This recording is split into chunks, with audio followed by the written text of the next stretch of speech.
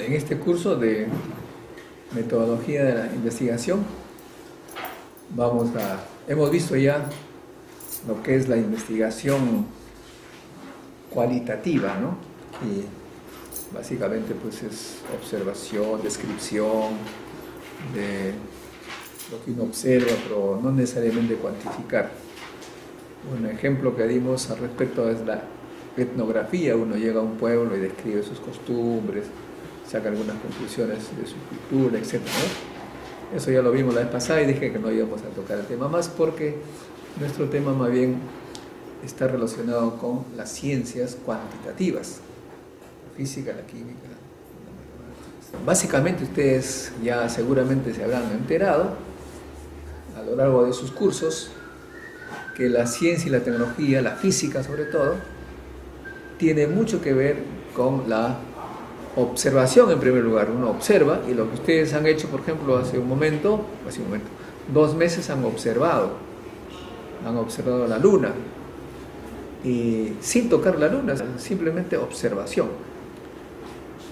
El hecho que hayan ustedes utilizado cámaras fotográficas o telescopios no cambia el sentido, es una observación. La astronomía en general es una ciencia de observación, pero cuantitativa, ¿no? A veces vienen cometas, María Luisa Aguilar, que se va a observar los cometas del desierto.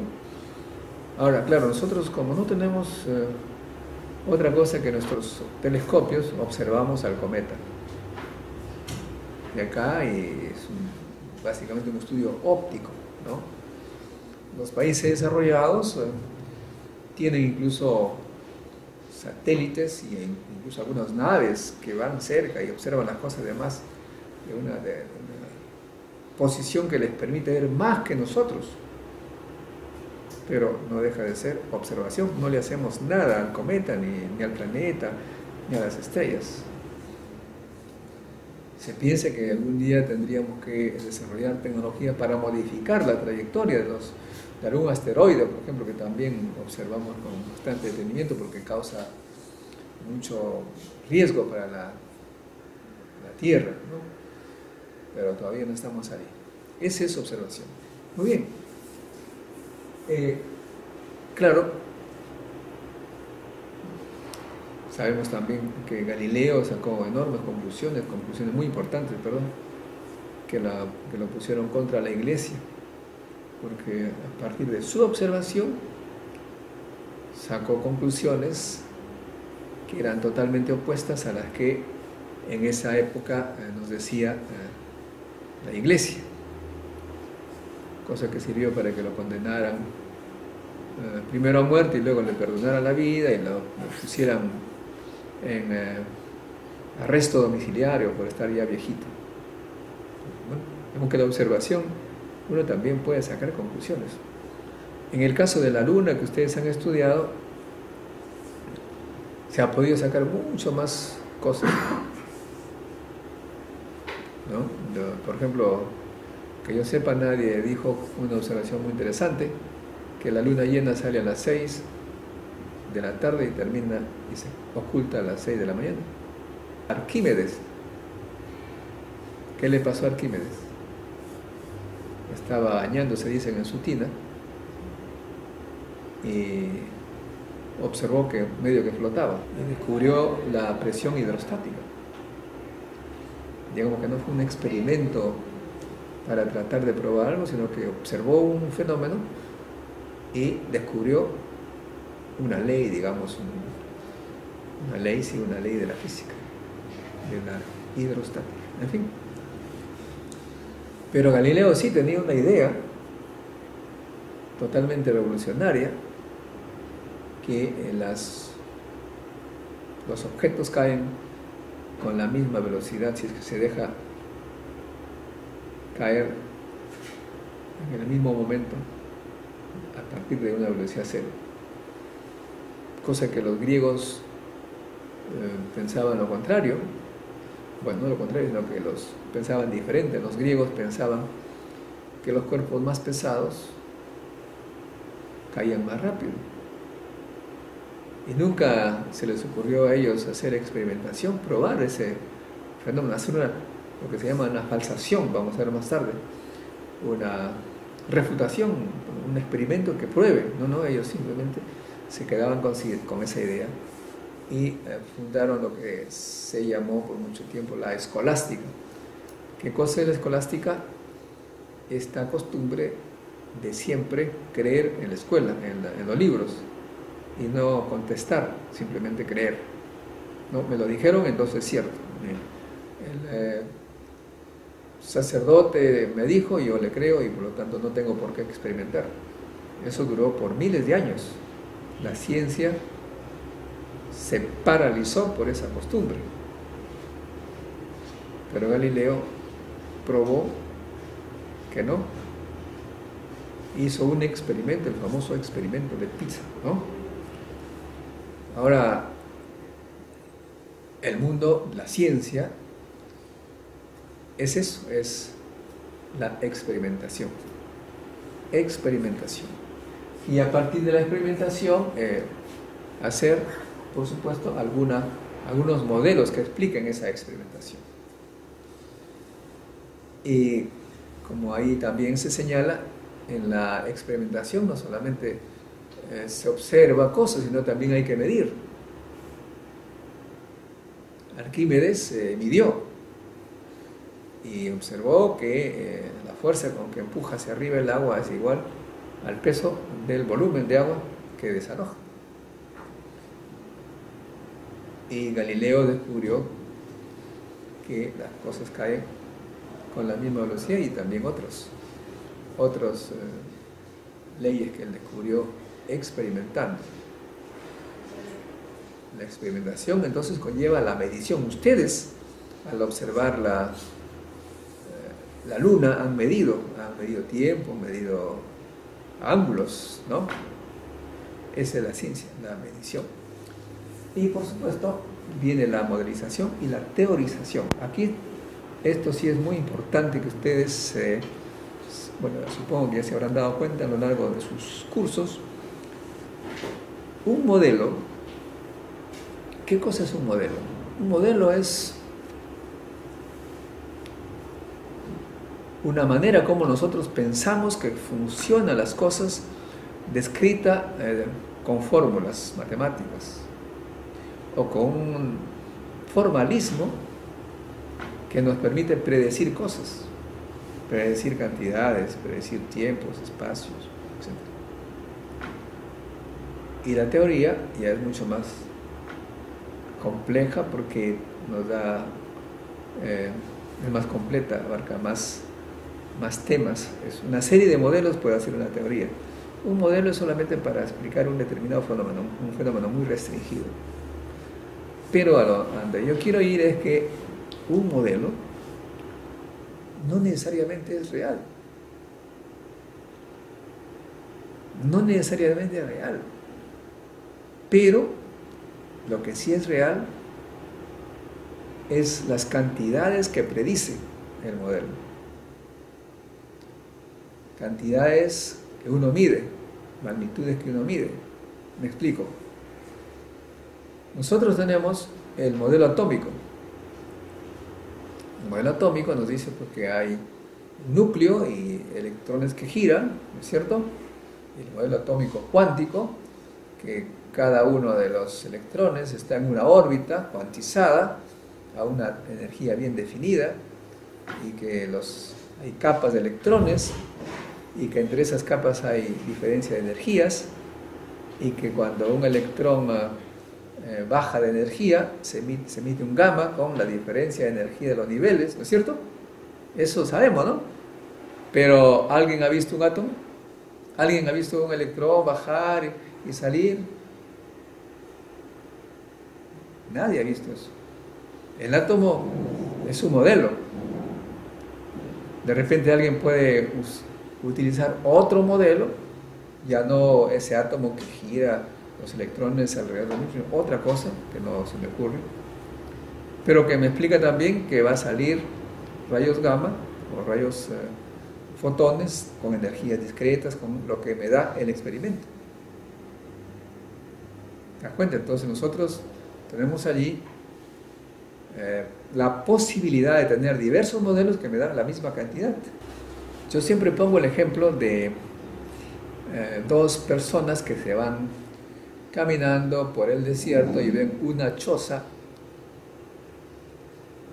allí y de piedras con sus tejas, con sus pajas de techo, se acercan y escuchan una conversación de dos personas.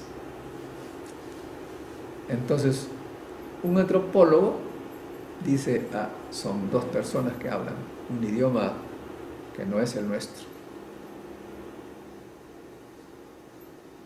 Y un electrónico dice, debe ser un aparato de radio que está emitiendo una conversación. Los dos tienen ideas diferentes, ¿no es cierto? Pero el resultado es el mismo, porque en ambos casos sale un sonido, y a lo que ellos tienen acceso es al sonido. Entonces son dos modelos diferentes que dan el mismo resultado. Los dos tienen razón. Hasta que se abre la puerta y se ve qué es. Ahí ya se ve quién tiene razón y quién se equivocó. En el caso de los átomos, cualquier modelo que me dé el resultado va a ser real, va a ser válido, porque no tenemos acceso. ¿Y qué podríamos decir del núcleo, que es todavía más difícil, y las partículas elementales? Acá nos dio una charla Barton Sivak, que nos decía que las partículas son en realidad cuerditas, que cuando vibra esa cuerdita ultra nanoscópica o subnanoscópica, si se quiere, cuando vibra esa cuerdita a una determinada frecuencia es un electrón. Cuando vibra a una frecuencia más elevada ya no es un electrón, es un muón. O sea, en realidad todas las partículas que existen para él son cuerdas que giran con diferente frecuencia. Ese es un modelo, pero también hay el modelo estándar, ¿no es cierto? El modelo estándar ha tenido un gran éxito porque predecía la existencia de un bosón, de una partícula llamada bosón de Higgs, y aparentemente se ha descubierto. Entonces, gran éxito para esa teoría. En fin, esos son modelos. Nosotros, los físicos y los químicos, porque entiendo que no hay matemáticos acá, ¿no? Estamos preparados, o nos estamos preparando para hacer eso, para hacer modelos. Y si tenemos suerte, teorías, ¿no? Por ejemplo, yo hubiera puesto, y claro, para eso hay que observar bastante. ¿Alguno de ustedes hubiera ganado un 20 en la exposición, por ejemplo, si se hubiera enterado de que observando la Luna con un telescopio, no sé qué día fue, de abril, de mayo, se vio que un meteorito cayó sobre la Luna y salió una luz, ¿no? Imagínense si ustedes hubieran tenido esa suerte, gracias al profesor Montoya que le dio ese trabajo, se hubieran hecho famosos, se hubieran grabado con su... Algunos tienen cámara grabadora, ¿no es cierto? Hubieran estado grabando allí y de repente ¡plá!, sale una luz. La Facultad de Ciencias se hubiera hecho famoso. O sea que estuvimos por un pelo en la fama. No, con una cámara fotográfica normal nomás. Con la cámara de José hubiese sido perfecto. O la de... ¿Ah? Una cámara web. Una cámara web, sencillísima. Imagínate eso. Nos hemos sido famosos. Alumno y profesor de la uni descubren, ¿no?, primero que nadie, que cayó un meteorito y se observó la luz que salió. Bueno, pero hubiera puesto 20 en todo el curso ya. Eso es lo que tiene la investigación. La investigación a veces puede parecer aburrida, ¿no? Interesante, de repente sale una cosa imprevista. ¿Cómo íbamos a saber que en el periodo del curso que tuvieron la tarea se iba a producir ese fenómeno? En fin,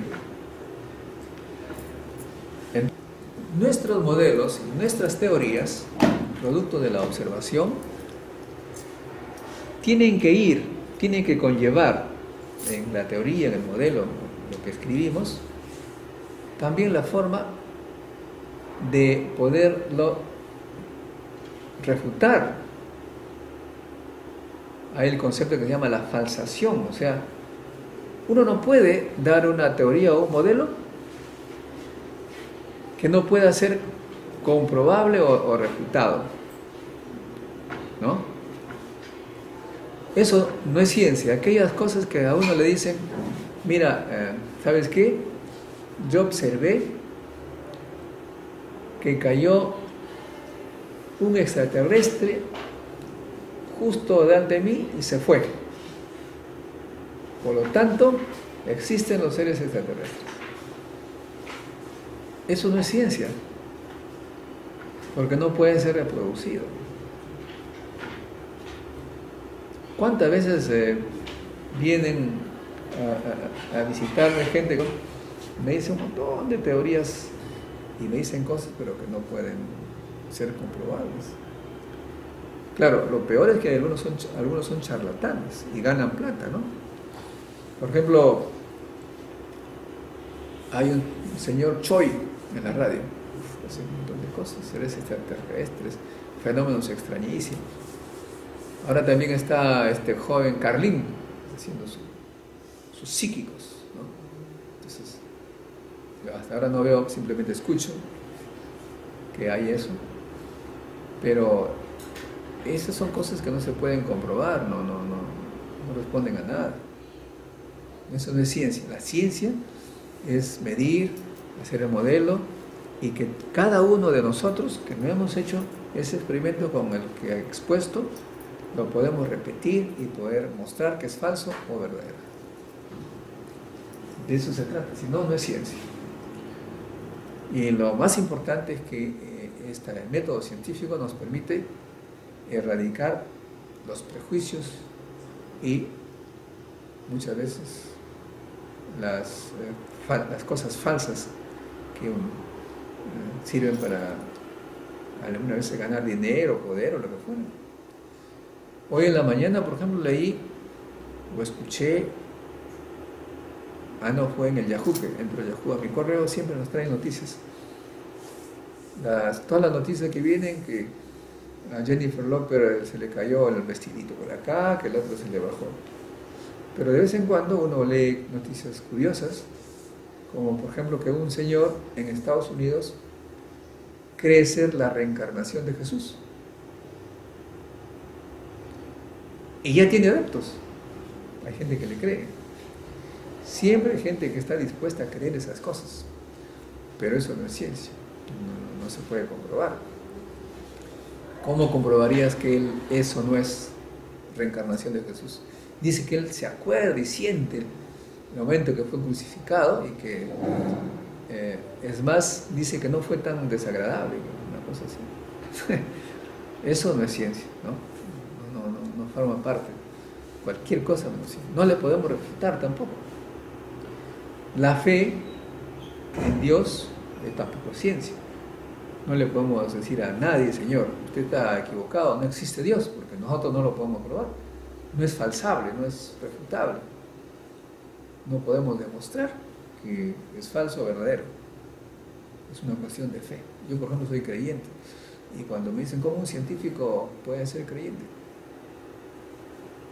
No tiene nada que ver, porque cuando uno es su trabajo científico de acuerdo a la regla de la ciencia. Cuando uno tiene fe, tiene otras reglas que no se meten con la ciencia. El problema es cuando tú colocas tus creencias cuando haces ciencia o metes tu ciencia cuando estás creyendo, como le ocurrió a Albert Einstein. Albert Einstein puso a Dios para que lo ayudara a decir que la teoría cuántica era falsa, ¿no? No puede ser falsa.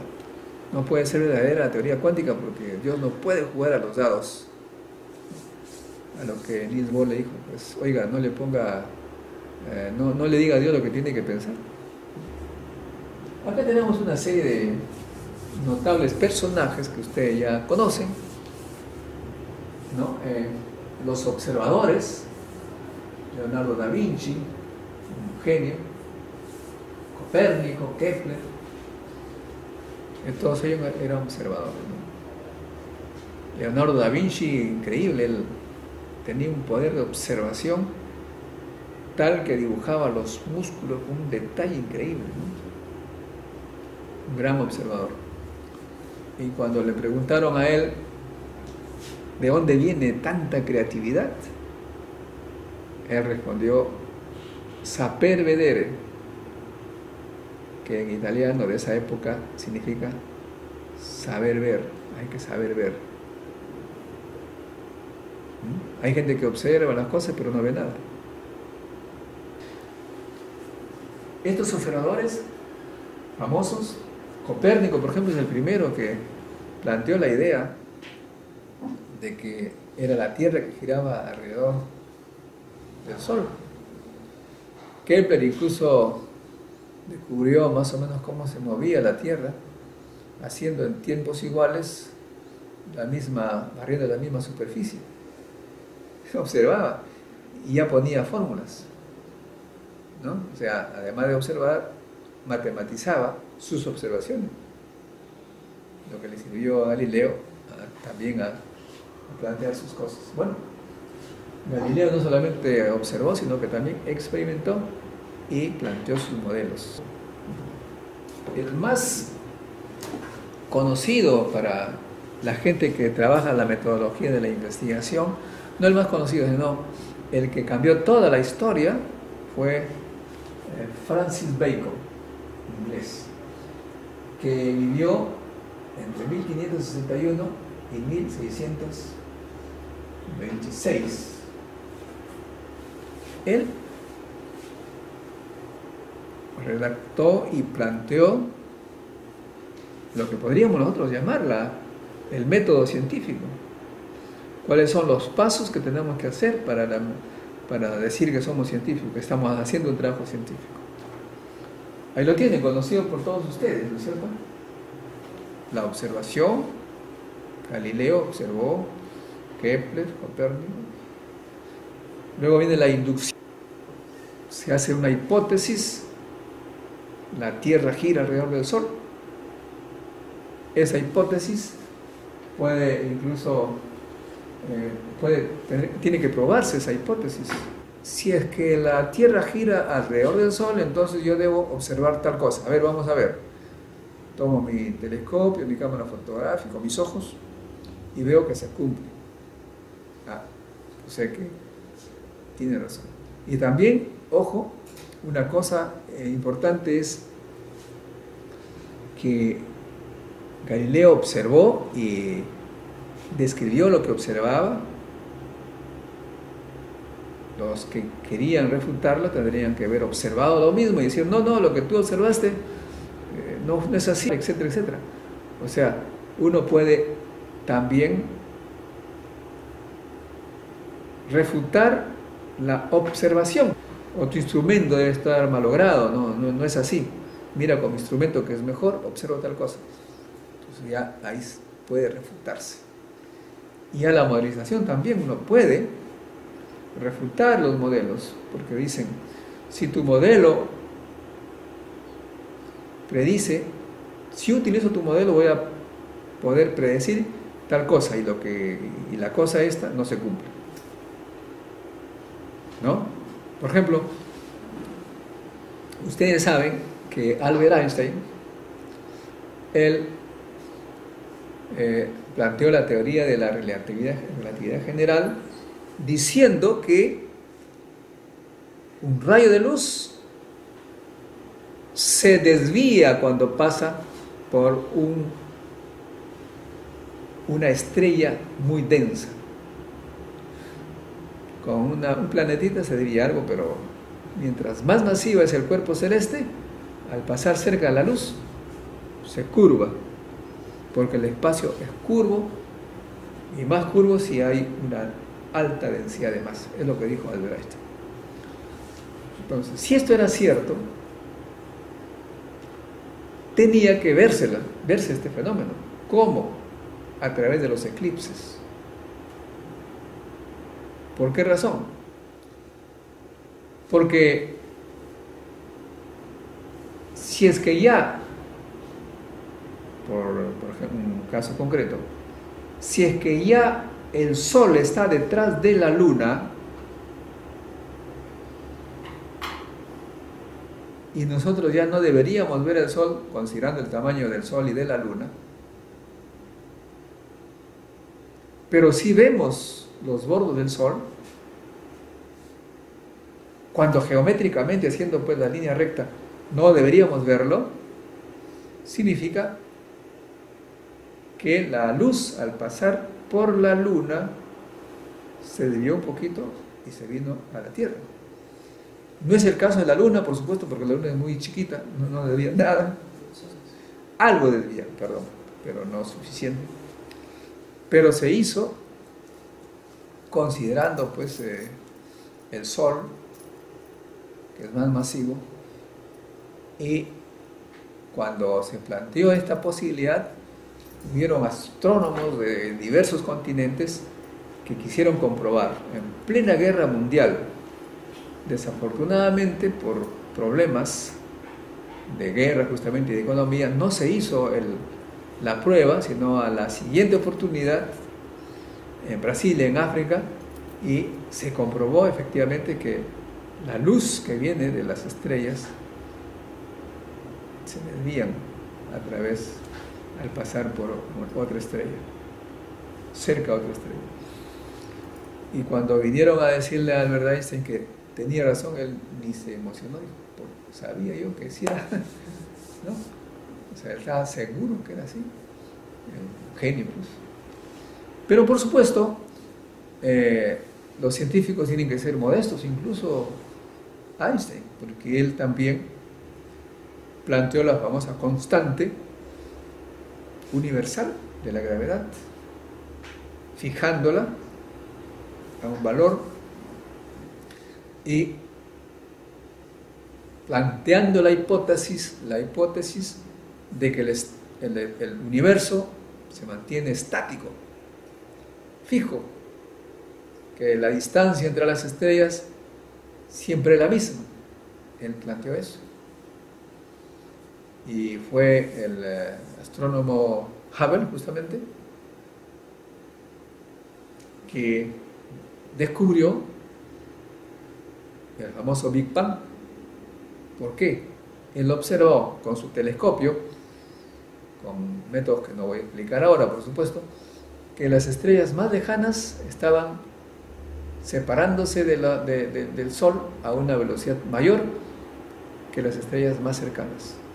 Entonces hizo un cálculo muy simple y dijo, ¿a cuál sería el tiempo en que esas estrellas que están separándose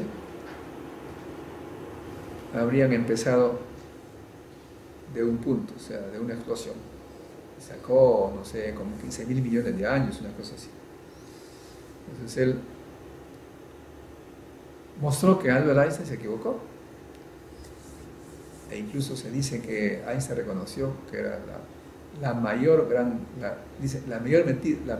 metida de pata que hizo en su carrera, porque él al principio dejó que su constante permitía una expansión. Dice, no puede ser que eso se expanda. Entonces congeló el universo y no era así, pues. Entonces allí fue un científico que comprobó que Einstein se equivocó. Igual, también por supuesto la mecánica cuántica, que él refutaba. Se sabe ahora pues que todos los experimentos que se hacen pues se tiene que la mecánica cuántica es válida, ¿no? ¿Ves? Todas las cosas de la ciencia tiene que considerar esas situaciones de refutabilidad. En ciencia nadie es eterno, no es una fe, sino es una hipótesis que puede ser refutada con un experimento. Sí. Una consulta. Entonces, se podría decir que el método inductivo aparece con Francois o François Bacon. O sea, antes de François no había ciencia, porque no había método científico. A este se le denomina el método científico.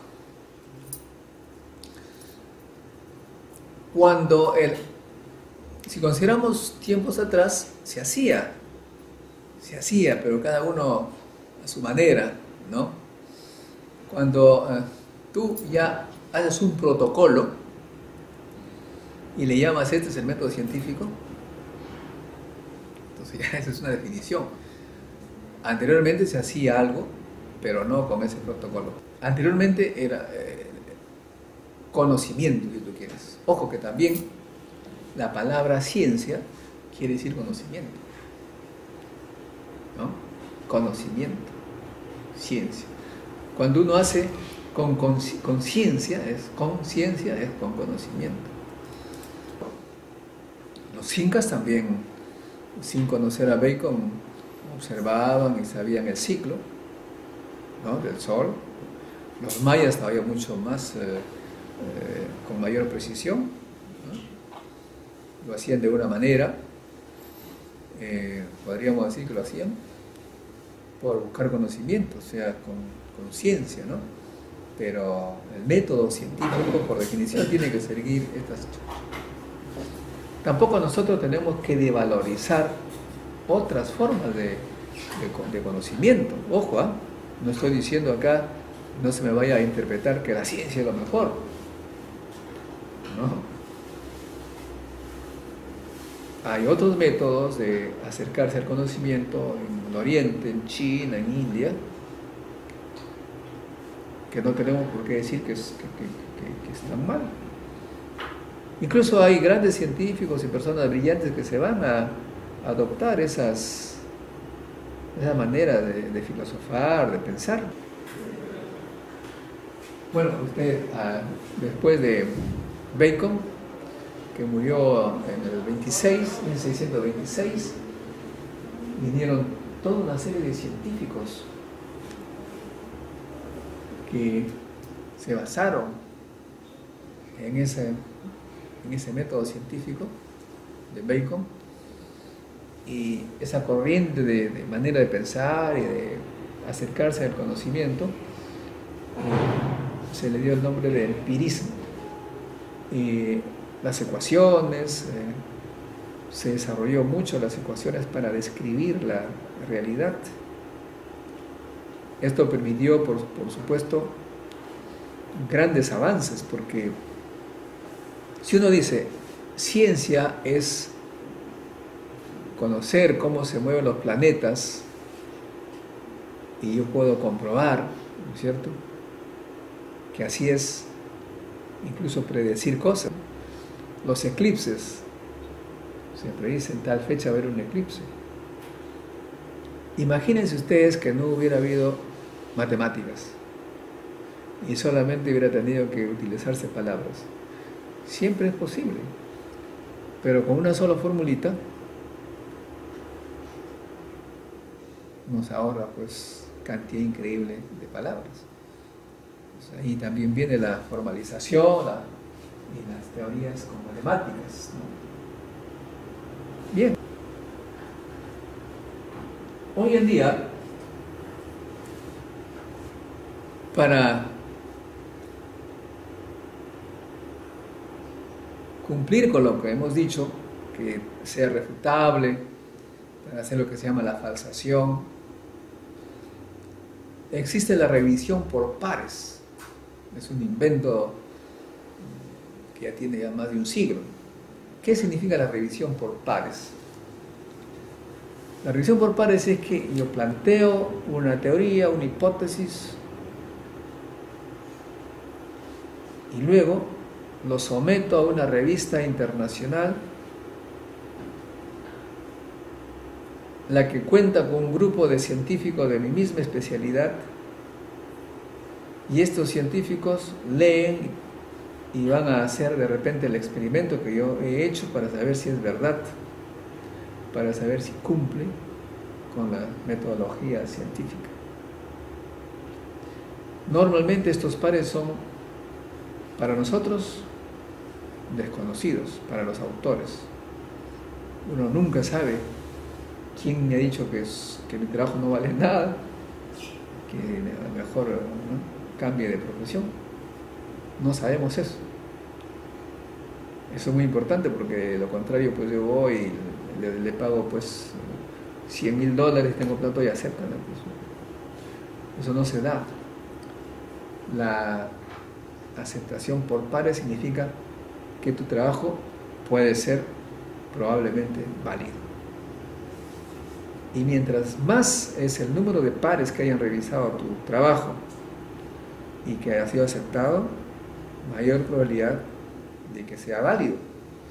No significa que es válido de todas maneras, porque sabemos que luego van a haber avances, progresos, pero por lo menos al ser aceptado por este grupo de personas, ya se puede decir que has avanzado.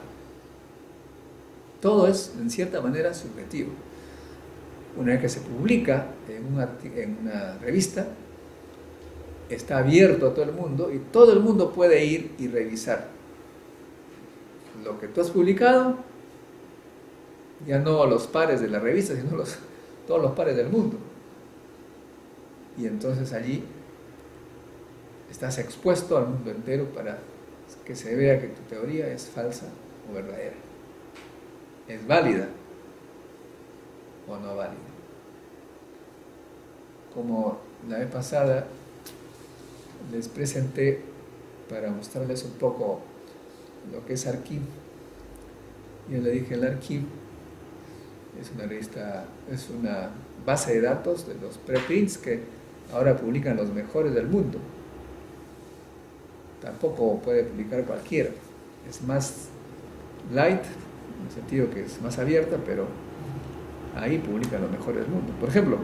Y se hace justamente para que quede registrado tu conocimiento, y que si se demuestra que es verdadero, ya fuiste tú el primero, y no esperar 6 meses para que sea publicado.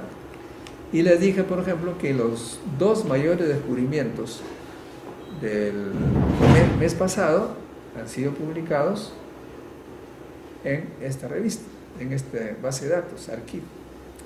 Uno de ellos es el matemático peruano, ahora famosísimo en el mundo, que ha demostrado la conjetura de Goldbach, que señala muy simplemente que todo número entero, en este caso impar, puede ser la suma a lo más de 3 números primos. Entonces les mostré que había como 130 páginas de demostración de una conjetura aparentemente tan simple. Cuando se le ha preguntado a él cuánto tomará para que se compruebe que su demostración es válida o inválida, él ha dicho 1 año. ¿Te das cuenta? Entonces, quiere decir que los pares van a tener que trabajar, usar todo lo que él ha hecho para comprobar que su demostración es válida. Y también les dije pues que el señor Andrea Rossi de Italia ha publicado en esta revista que ha producido la fusión en frío. Igualmente, él dice que va a haber, si los pares aprueban, ¿no? O sea, esto para señalar pues que la falsación, la refutabilidad ahora se da con esta metodología de los pares. ¿Sí? ¿Preguntas? Algunas veces la noticia es tan extraordinaria que los laboratorios se ponen a trabajar a tiempo completo para ver si es verdad o no. ¿Se acuerdan? Seguramente que salió una noticia de que los neutrinos eran más veloces que la luz. E inmediatamente los grandes laboratorios se pusieron a trabajar y descubrieron que había habido un problema de la metodología el método científico, ¿no? Que tiene que ver también con los instrumentos,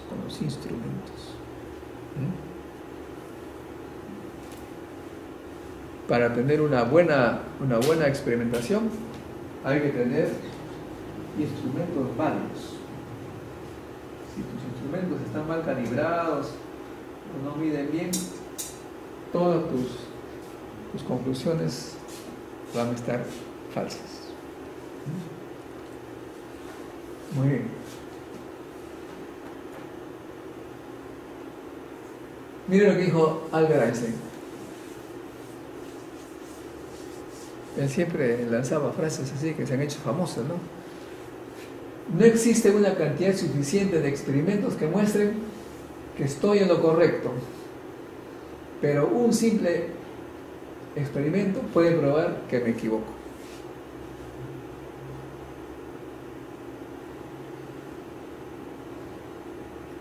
¿Por qué pasa?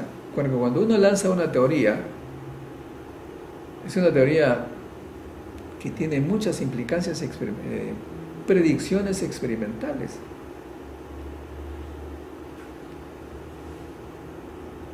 Y para poner a prueba toda esa teoría, pues tendríamos que hacer una cantidad increíble de experimentos, ¿no? En todas las situaciones posibles.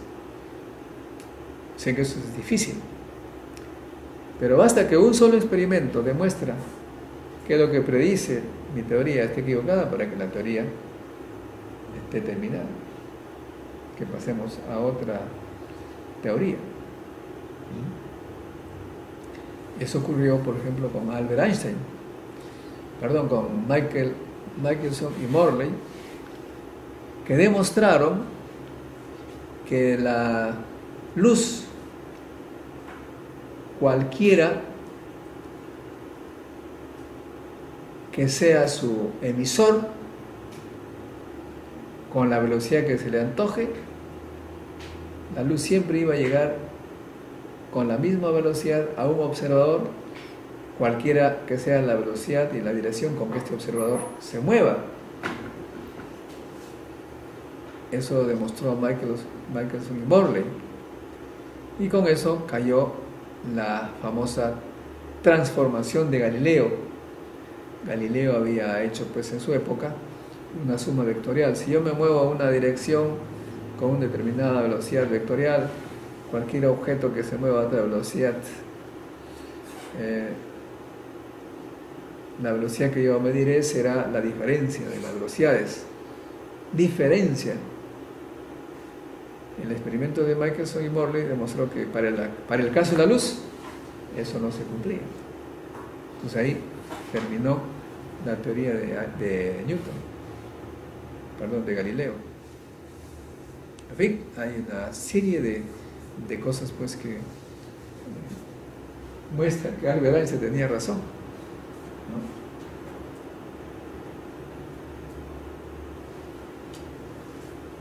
Hoy en día es muy importante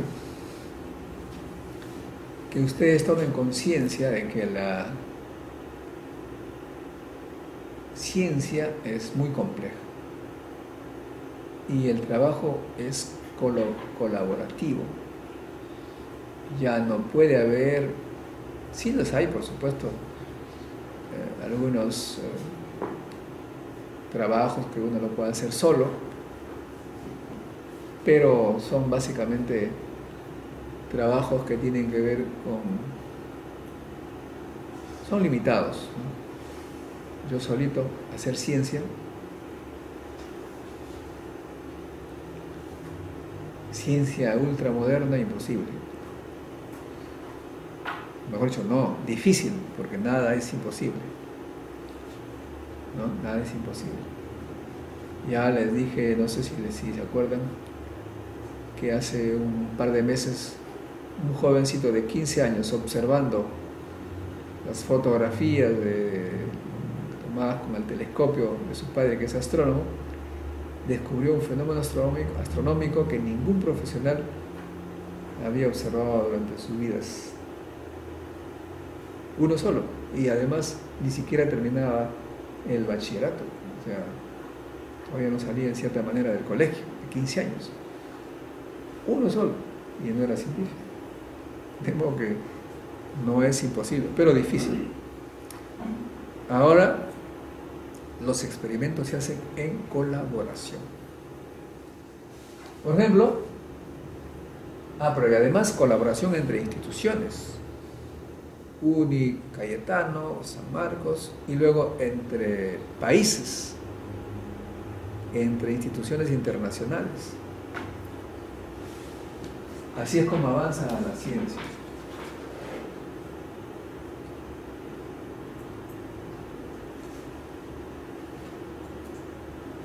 Por ejemplo, tenemos dos casos grandes de colaboración. El CERN. El CERN es el Centro Europeo de Investigación Nuclear. En este centro trabajan científicos de todo el mundo. Es más, para trabajar entre tanta gente tuvieron que inventar la web. Ellos inventaron la web. Porque tenían que trabajar en colaboración con gente que no necesariamente estaba en el laboratorio del CERN. Intercambiaban datos con gente de Estados Unidos, Japón, etc. Y era pues intratable sin la web, tuvieron que inventar la web. Acá en esta foto están celebrando el descubrimiento del bosón de Higgs. Ahí tienes otra vista de ese lugar donde ellos se reúnen, y ahí no están todos, ¿eh? Una parte pequeña de la experimentación. Miren, este es el CERN. Tenemos acá en Ginebra, en la frontera de Alemania y Francia, esta circunferencia tiene 27 kilómetros de circunferencia a 100 metros bajo tierra. A 100 metros bajo tierra están construidos estos instrumentos, imagínense ustedes. El CMS y el Atlas. Tremendos maquinarios. Eso no lo puede hacer, pues, obviamente, una sola persona. Son instituciones internacionales que se juntan para hacer cada uno una partecita. Cada uno una partecita. Y acá tenemos el ITER. Este es el lugar donde se hace la fusión, que se espera que será la nueva fuente de energía del mundo, la fusión nuclear.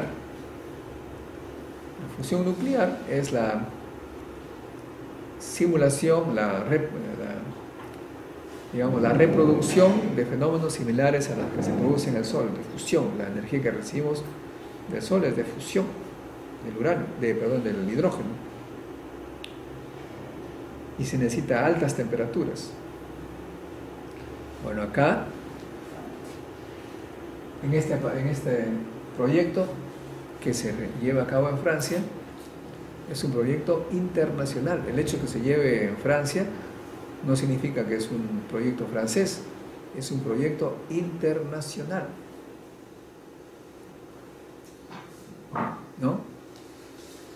Y cada país pone su plata y los científicos viajan allá a hacer lo que tienen que hacer de todos los países. Supongo que y acá por ejemplo están dos. ¿De qué país serán? No necesariamente serán del mismo país, están dentro del núcleo del ITER. Aquí por lo menos hay 7 países que están trabajando: Rusia, Japón, Francia, Estados Unidos. Bueno, ahí están. Hay un pozo de agua dulce en pleno mar. Se sacó un tubo para llevar a los barcos.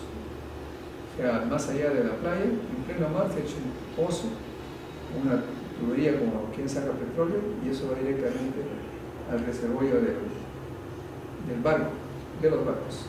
Entonces queríamos saber el origen de estos, y para ello hemos ido a tomar la muestra, y acá están mostrando los laboratorios. Anteriormente era para medir el peso del agua, y este es para medir los contenidos químicos. Pero ven ustedes, una simple muestra de agua Para esta simple muestra de agua se tiene que tomar varios laboratorios de instituciones importantes como CEDAPAL, INGEMET, EIP. La cantidad de cosas allí, el pH, el contenido de oxígeno, la conductividad, la resistividad y tantos otros parámetros, el contenido isotópico de metales. Todo ello para saber el origen del agua y la calidad del agua. ¿Ves?